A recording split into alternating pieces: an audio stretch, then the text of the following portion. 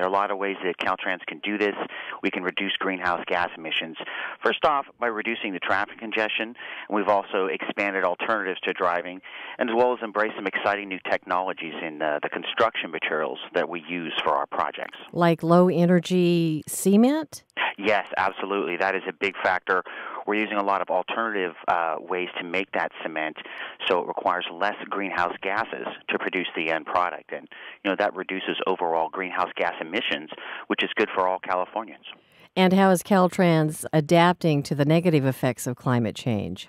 Well, we have a lot of, it's really the sum total of a lot of parts. We can do things such as, in our landscaping, we can use native plants that, have reduced irrigation requirements. We've installed solar panels on 70 of our buildings, which generates more kilowatt hours of energy. You don't have to use the standard sources. And the sum total of all of this is 161,000 tons of CO2 that was not put into the atmosphere, which is basically the equivalent of removing 31,000 cars off the road in a single year. That's amazing. Now, if some of these steps weren't taken, the effects on our infrastructure would be overwhelming, correct? Yes, absolutely. As I think as Californians, we're all familiar with the perils and the problems of sitting in traffic.